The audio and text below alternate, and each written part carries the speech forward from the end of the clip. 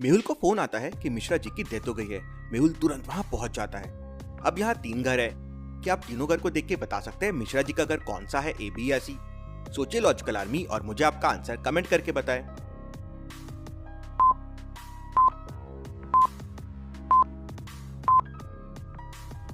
एक घर में बच्चे बैडमिंटन खेल रहे हैं। बी के टेरेस में देखिए बच्चे पतंग उड़ा रहे हैं। सी के बाहर कोई नहीं दिख रहा है और काफी स्लीपर्स भी दिख रहे हैं। अब जहाँ डेथ हुई है वहाँ कोई पतंग या बैडमिंटन तो नहीं खेलेगा, मतलब मिश्रा जी का घर सी है। मेहुल घर सी में जाता है और मिश्रा जी की फैमिली से मिलता है। भाई बताता है वो सुबह अपने रूम में थे, रीडिंग कर रहे थे, रीडिंग करते करते सो गए, उसके बाद उठे ही नहीं। डॉक्टर संजना डेड बॉडी का पोस्टमार्टम करती है तो समझता है कि डेथ पॉइजन से हुई है। मेहुल रूम की अच्छे से जांच करता है। वैसे तो सब अपनी जगह पे सही था, लेकिन बुक शेल्फ की बुक्स में मेहुल को डाउट जाता है। क्यों लॉजिकल आर्मी? मेहुल को बुक्स पे डाउट क्यों जाता है, क्या आप सोच सकते हैं?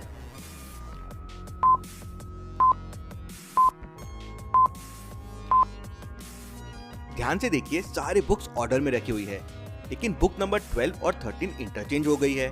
मिश्रा जी अपने बुक को इतने अच्छे से अरेंज करते हैं, मतलब ये उन्होंने नहीं किया है, किसी और ने इन बुक्स के साथ छेड़छाड़ की है। मेहुल को टेबल पे चाय का कप दिखता है। मेहुल कप को टेस्ट करता है तो उसमें पॉइजन नहीं होता है। तब मिश्रा जी की पत्नी बताती है कि उन्होंने कल रात से कुछ नहीं खाया है, बस ये चाय पी है, मतलब पॉइजन फूड से नहीं, किसी और चीज से दिया गया है। मेहुल तुरंत समझ जाता है कि किससे, लेकिन क्या आप समझ पाए लॉजिकल आर्मी? सोचिए सोचिए।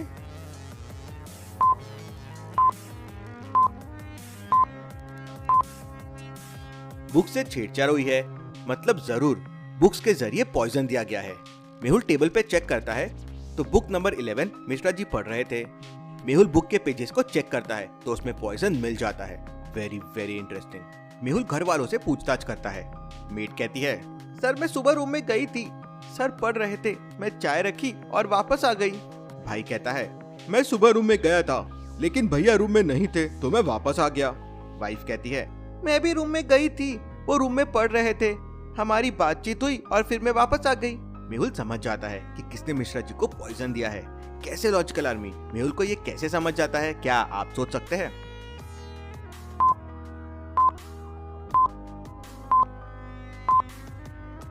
रूम में जब मिश्रा जी नहीं थे तभी किसी ने आके बुक से छेड़छाड़ की और पेजेस में पॉइजन लगा दिया। अब सिर्फ भाई रूम में गया था जब मिश्रा जी नहीं थे, मतलब ये उसी ने किया होगा। मेहुल उसे पकड़ लेता है। Case solve. Detective Mehul rocks. Scientist Raman की अचानक से घर पे मौत हो जाती है। उस समय साइंटिस्ट से मिलने उसके घर पर 3 बड़े लोग आए थे, एक ऑथर, एक सिंगर और एक बिजनेसमैन। मेहुल केस की छानबीन करने के लिए साइंटिस्ट के घर पहुंच जाता है। साइंटिस्ट रमन के हाथ में एक गोल्डन कलर का पेन था। पेन को देखते ही मेहुल समझ जाता है कि साइंटिस्ट साइंस की लैंग्वेज में खूनी का नाम बता कर गया है। लॉजिकल आर्मी, क्या आप इस साइंस के क्लू को समझ के बता सकते हैं मर्डर किसने किया होगा? सोचिए सोचिए लॉजिकल आर्मी और मुझे आपका आंसर कमेंट करके बताएं।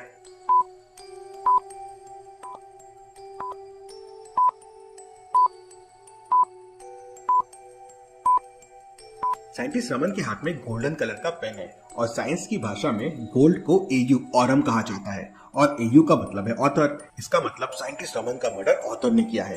मेहुल ऑथर से पूछताछ करता है, बताओ तुमने साइंटिस्ट का मर्डर क्यों किया है? तब वो ऑथर कहता है सर मैं तो एक छोटा मोटा लेखक हूँ, मुझे एक दूसरे साइंटिस्ट ने मर्डर करने के लिए 1 लाख रुपए दिए थे। मेहुल उस ऑथर से दूसरे साइंटिस्ट का एड्रेस लेकर उसके लैब में पहुंच जाता है, लेकिन वहाँ का नजारा देख मेहुल के होश उड़ जाते हैं। वो दूसरा साइंटिस्ट भी मर चुका था। उस समय दूसरे साइंटिस्ट के लैब में उसके 3 असिस्टेंट काम कर रहे थे। मेहुल उन तीनों से पूछताछ करता है। पहला असिस्टेंट कहता है सर लैब की मशीन में जंग लग गई थी, इसलिए मैं उसे पेंट कर रहा था। ये देखिए अभी भी मेरे हाथ में पेंट का डिब्बा है। सर मेरे सिर में बहुत तेज दर्द हो रहा था, इसलिए मैं लैब से बाहर टैबलेट लेने गया था, ये देखिए टैबलेट्स। तीसरा असिस्टेंट कहता है सर मैं तो उस समय लैब में एक एसिड बना रहा था, उस एसिड से मेरे कपड़े भी जल गए थे, ये देखिए। तीनों की बातें सुन मेहुल समझ जाता है कि कौन झूठ बोल रहा है, लेकिन क्या आप समझ पाए लॉजिकल आर्मी कौन झूठ बोल रहा है? सोचिए सोचिए लॉजिकल आर्मी।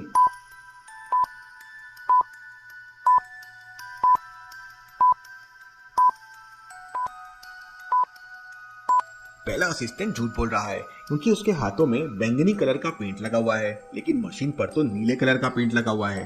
अब भला ऐसा कैसे हो सकता है? मेहुल उसे पकड़ने जाता है, लेकिन वो मेहुल को धक्का देकर लैब के पीछे वाले दरवाजे से भाग जाता है। मेहुल उसका पीछा करता है, लेकिन लैब के पीछे वाले दरवाजे से बाहर जाने के लिए 3 सीढ़ियां बनी हुई थी।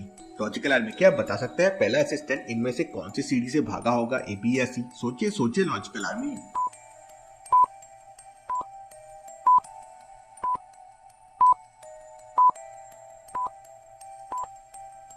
तीनों में से किसी भी सीढ़ी पर पैरों के निशान नहीं बने हुए हैं, लेकिन ध्यान से देखिए पहली और दूसरी सीढ़ी के नीचे पानी डला हुआ है। मतलब अगर वो असिस्टेंट पहली और दूसरी सीढ़ी से जाता तो उसके पैरों के निशान बन जाते, लेकिन ऐसा नहीं है। मतलब वो तीसरी सीढ़ी से भागा होगा। मेहुल उसका पीछा करके उसे पकड़ लेता है और एक जोरदार पंच मारता है। अब बताओ तुमने साइंटिस्ट को क्यों मारा? तब वो पहला असिस्टेंट बताता है, मैंने और साइंटिस्ट ने मिलकर एक ऑथर से साइंटिस्ट रमन का मर्डर करवाया था, लेकिन दूसरा साइंटिस्ट रमन के मर्डर में मुझे फंसाना चाहता था, इसलिए मैंने उसे भी मार दिया। मेहुल उसे पकड़ लेता है। Case solve, detective Mehul rocks. चलिए अगली पहेली देखते हैं। होली का दिन था और रोहन सबको पिचकारी से मार रहा था। पहले उसने मोहन पे कलर डाला, फिर सोहन पे कलर डाला और फिर मनन पे कलर डाला। अब आगे 3 लोग थे। रोहन एक पैटर्न में कलर डाल रहा है, तो बताइए अगला कलर वो किस पे डालेगा, आकाश, निखिल या रोहित पे? सोचिए लॉजिकल आर्मी और मुझे आपका आंसर कमेंट करके बताएं।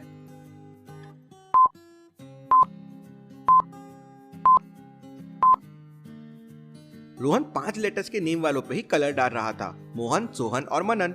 तो अगला हो जाएगा रोहित। रोहन रोहित पे कलर डालता है और आगे निकल जाता है। उसके कलर्स खत्म हो जाते हैं तो आगे उसे कलर्स की दुकान दिखती है। वो दुकान 1 से 2 कलर्स लेता है, दुकान 2 से 4 कलर्स लेता है, दुकान 3 से 8 कलर्स लेता है और दुकान 4 से 16 कलर्स लेता है। तो क्या आप बता सकते हैं दुकान 5 से वो कितने कलर्स लेगा? सोचिए सोचिए लॉजिकल आर्मी और मुझे आपका आंसर कमेंट करके बताएं।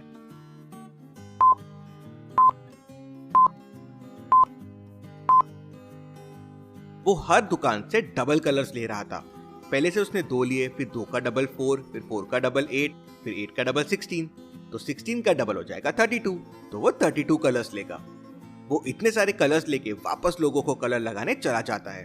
वो पहले इस लड़की पे कलर डालता है, फिर इस लड़की पे कलर डालता है और फिर इस लड़की पे कलर डालता है। आगे उसे 3 लड़कियां दिखाई देती है। वो एक पैटर्न में लड़कियों पे कलर डाल रहा था।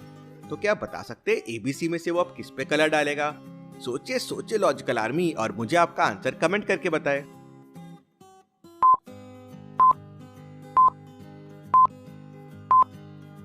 वो 2 चोटी वाली लड़कियों पे कलर डाल रहा था। बी वाली की 2 चोटियां है तो वो उस पे कलर डालता है और वहां से भाग जाता है। उसे भागता देख उसके पीछे एक डॉग भागने लगता है। डॉग से बचता बचता रोहन सीधा जाके नाले में गिर जाता है। उसकी शक्ल देखिए, जैसे को तैसा मिल गया। चलिए अगली पहेली देखते हैं। मेहुल सुबह सुबह वॉकिंग पे जा रहा था, तभी वो देखता है कि सामने वाले बिजली के खंभे में एक बहुत मोटा बिजली का तार लटक रहा है और उसमें एक आदमी को करंट लग गया है और वो आदमी तार से चिपक गया है। मेहुल तुरंत दौड़कर वहां जाता है और आसपास में कोई नॉन कंडक्टिंग चीज देखने लगता है, क्योंकि करंट बहुत हाई वोल्टेज था और अगर मेहुल डायरेक्ट उस आदमी को बचाएगा तो मेहुल को भी करंट लग जाएगा। लेकिन वहां पे मेहुल को कोई भी नॉन कंडक्टिंग चीज नहीं मिलती। फाइनली मेहुल दौड़ कर जाता है, हवा में उछलकर उस आदमी को एक लात मारता है, जिससे वो आदमी बिजली के तार से दूर जाके गिरता है और करंट से बच जाता है और मेहुल को भी करंट नहीं लगता है। लॉजिकल आर्मी, क्या आप बता सकते हैं मेहुल को बिल्कुल भी करंट क्यों नहीं लगा, जबकि बिजली के तार में तो बहुत सारा हाई वोल्टेज करंट था? सोचिए सोचिए लॉजिकल आर्मी और मुझे आपका आंसर कमेंट करके बताएं।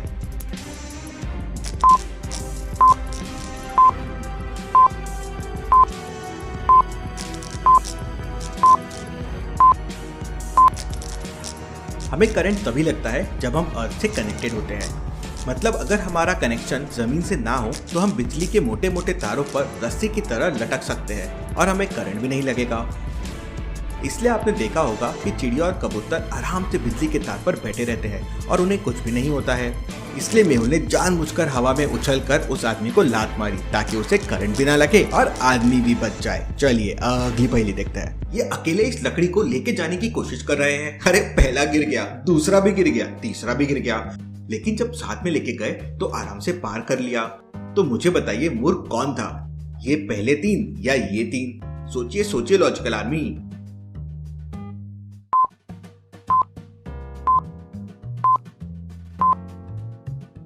ऑब्वियस है, अकेले काम करने वाले।